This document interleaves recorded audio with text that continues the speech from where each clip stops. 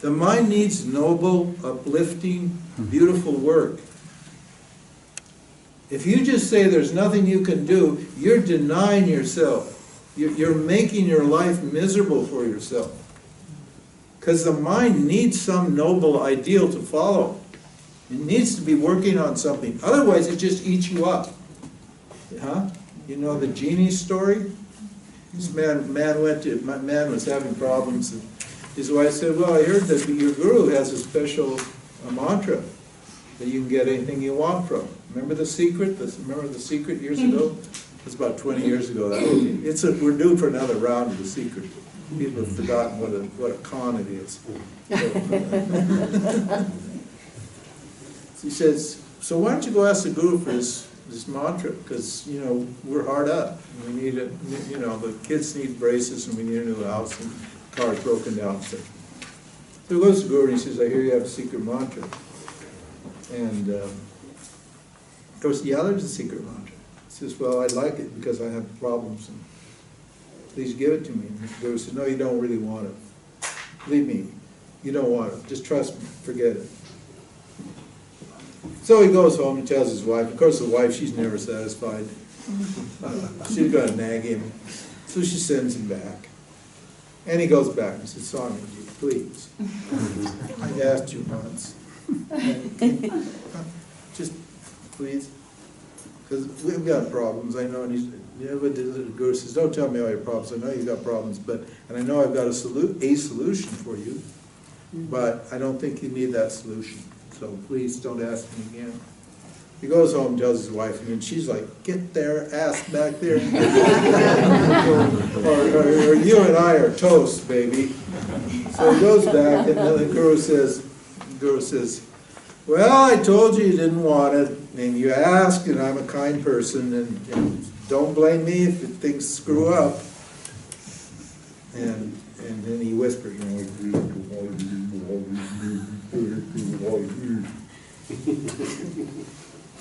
guy, oh, great. And he goes off, and he goes to his house, and he says what, you know, he chants the mantra. And suddenly this great, powerful, just like, you know, a genie just appears, like Aladdin in the lamp, you know. Out of Aladdin's lamp comes this big genie. It's great, like Mr. Clean, all just big, huge, tall guy, you know, just huge in muscles and gleaming and just powerful. And he bows, he says, you called, Master? Yeah. What can I do for you? The genie says. You can do anything for me? Yes, sir, I can. No problem. That's my job.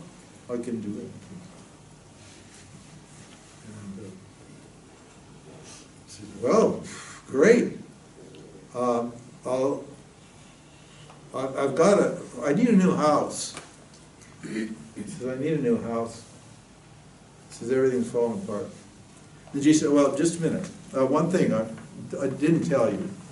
Before I begin, I need to tell you that I like human beings. I like to eat them. And as long as I'm kept busy, I don't eat you. I won't eat you.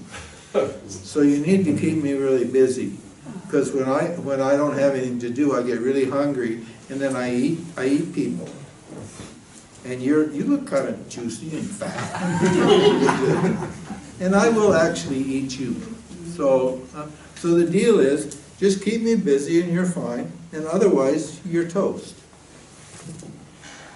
And the guy thinks about it and says, oh, that's no problem. I can keep you busy forever, man. I've got desires. I got the desires. I got more desires than you could ever do in a million lifetimes. Don't worry about it. He said, well, Genie says, shake hands. The genie, they shake hands. It's a deal. So, said, you said you want a house. What kind of house would you like? He said, well, you know, 3 bedrooms, a kitchen. Yeah, come on, you know, Jesus, that's nothing for me. So, I'll build you something. See if you like it. So would you like it on the hill over there? It's like a big mansion with like, you know, swimming pool and all that stuff. And would you like all the mod cons? And we'll throw all the mod cons in, everything, whatever you want. Don't worry about it. I can do that because, you know, I'm powerful. So I said, oh, well, yeah, sure, why not? I mean, I'll go for broke here. So he goes and tells his wife, wow, he says, baby, take it easy. We're on easy street now. That mantra worked. The guru, I love that guru. What a guy. Gives me that great mantra, and now everything's looking up. I sit there and they're having a cup of tea, and they're all so happy. They realize they're going to get everything they want now. Life's going to be so good. And about 30 minutes later, there's a knock on the door. Who's there? And the genie says, oh, I'm finished, sir. Come and have a look. And they go outside and look. There's this amazing mansion. My God, all trees and fruit trees and swimming pool and big cars and bedrooms everywhere and TV, the whole 9 yards. My God. He said, what? He says, that's yours. He says, yeah, I fixed that, no problem. He said, I told you, I'm pretty good at this. Whatever you like, I'll... They're like overwhelmed. They hug each other and they kiss each other and they walk around the house and everything. And in the meantime, the genie's looking at, well, that wife she looks pretty tasty too. Maybe I'll eat a couple of kids while I'm at it. I'm getting kind of hungry, you know. They don't even notice that he's checking them out. Right? Well, you know the long and the short of the story is. The long and the short of the story is that, you know, he asked for this and he asked for that, and the genie does it, and the genie this and the genie that. Pretty soon, after a while, he starts to realize he's starting having to kind of dig deep to find out things he wants. So he's getting a little nervous. So he goes back to the guru and he says, you know, I'm getting a little worried here because the deal is that if I don't keep this guy busy, he's going to eat me up. And the guru said, well, I told you, I told you didn't want this. And yeah, but that's your problem. You signed a deal here and I told you didn't want it. So I'm off the hook and let you deal with that. And the guy said, okay. And he dreams up even more fanciful, incredible fantasies. And almost as soon as he dreams them up, the genie manifests them. And now he's getting terrified because as he looks down inside himself, he's starting to find that there's just a big empty space there. There are all of those desires, and all those desires are just manufactured out of nothing. They're just, where are they coming from? And they're getting hard to find. And he's running out of imagination. What he could possibly want. So he runs back to Guru and asks him, Guru, I told you. And it's always the third time the Guru takes it. So the Guru sends him back again to make him suffer a little more. He's scaring him a little more.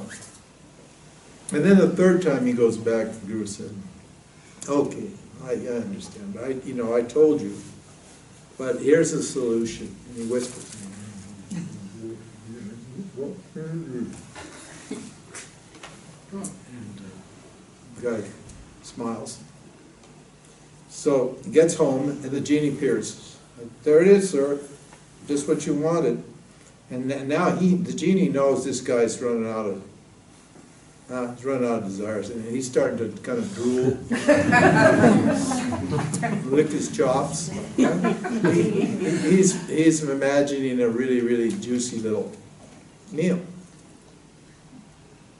And he said, well, what would you like, sir? You have any more desires? He knew he'd run out of desires. So he's toying with the fellow a little bit. So what would you like? And the man said, well, I'd like you to construct a pole 200 feet tall, right here, right there. Like 200 feet. Genie just, here's a big pole, 200 feet tall. He said, now I'd like you to climb on that pole, and I'd like you to shinny up to the top and slide down to the bottom, and then shinny up to the top and slide down to the bottom until I tell you to stop.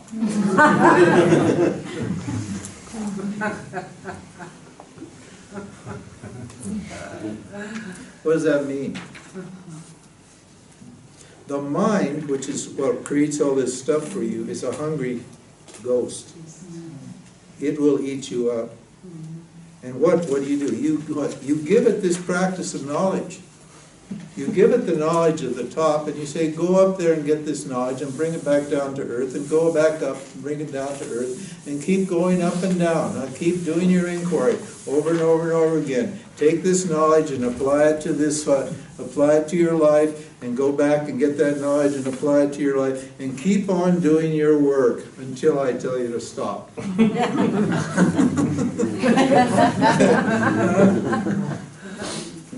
You need to keep that part of yourself busy.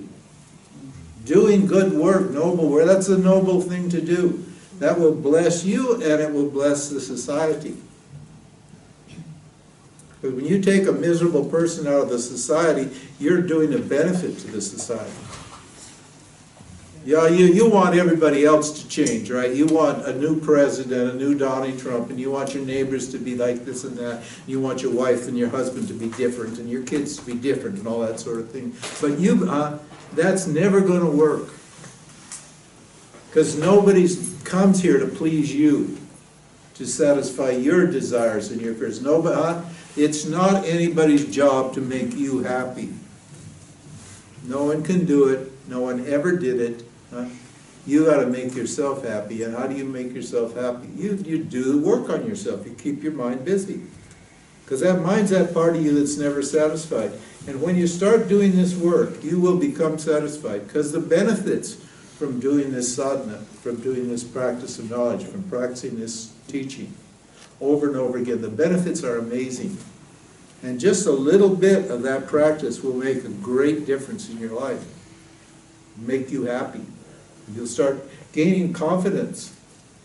You'll realize, hey, this thing that's been tormenting me, now I'm the boss here. I'm keeping it busy. Doing something meaningful. This is a meaningful thing to do. This is a beautiful thing to do. This makes your life really worthwhile.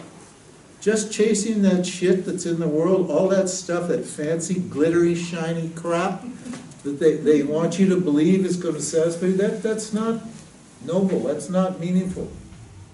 That's why everybody's suffering so much here. They're chasing stuff that's not real. Go for what's real. Understand? So, I need to gain this knowledge and I need to apply this knowledge. That's a teaching.